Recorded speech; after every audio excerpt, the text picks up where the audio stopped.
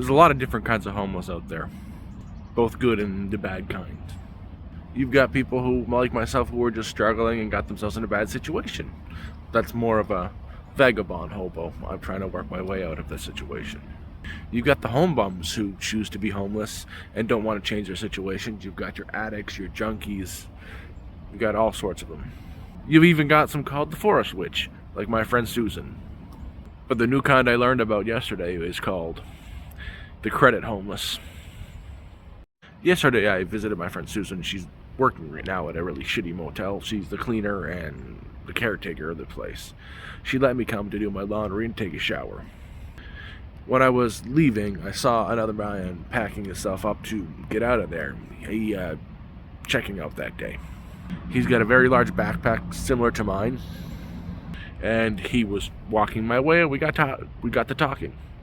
He was getting ready to head to work. And just like me, he's homeless. He's living on the streets. He checks into a hotel every week or two to have himself a hot shower and do his laundry. Motel, a cheap, really shitty one. Well, he was walking my way. His job is half of the way that I was going, and we talked. And he got himself a full-time job, and he's been homeless for over 2 years. He's a really bad deal, especially when you've got a full-time job and you're not an addict. When we first talked, I really didn't get much information out of him, but I've since asked him if I can share a story, share this, and he said, yeah, sure, go for it. First, his name, I can't give you that, but we'll just call him Jordan. So I met up with Jordan today. We went out and had a coffee and just talked for a bit. When you're homeless like this, it's very hard to actually meet people to speak to. You're really marginalized and people are wary of you. So when you do find someone that's a decent person to talk to, you take it and you hang out. As Jordan and I spoke, I had to know how he got into the situation, how he can have a full-time job and, be living on the streets for over a year. He got himself into some trouble. He borrowed some money from one of those money marts. He couldn't pay it back. You know how when you borrow something and then you got to borrow the next week to pay off that amount and it keeps rolling? Kind of deal that's what happened to him. Well, he couldn't pay it, so he didn't pay it, and it went to the creditors, the collection agencies. Well, one of them came to him with an offer for a repayment deal. A settlement deal is what he called it. Well, the collection agency came to him with a deal, a repayment settlement, that they would take 75% of the owed amount. That's cutting off a lot of the interest if he paid right away, and he took it, and that was his biggest mistake. He should never have taken that deal. He should have figured some other way to pay it off or just let it go, because that destroyed his credit. Now that repayment deal is on his credit, on his report for the next 7 years. So he can afford a place, he's got his job, but now he can't get one because of that one little problem. As Jordan and I spoke, he told me that he has gone to dozens and dozens of places to get an apartment. Not only just like regular rental apartments, but privately owned, even rooming houses. But nowadays, when you do a rental, they have the right to do a quick credit check.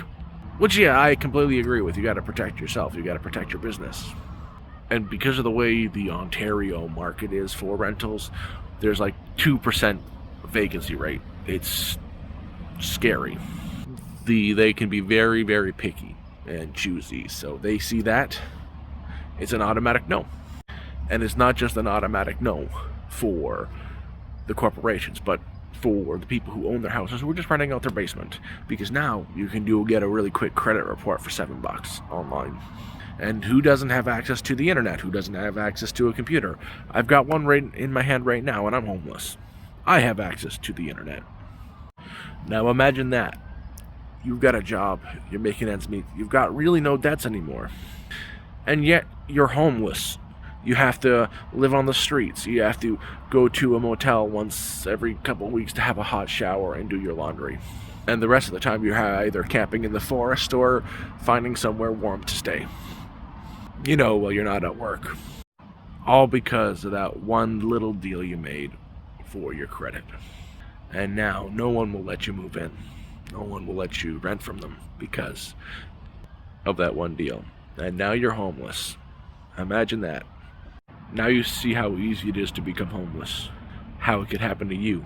You could have a single bill that you haven't paid off, and they come to you with a deal to get it paid off. And you take that, but now your lease is up and it's time for you to move. You have to leave your place, your lease is up, and you're ready to go. But no one will rent to you because of that one mistake. So be a little bit more kind. Don't judge people, because of their circumstances, because it could happen to you, and it could happen very easily.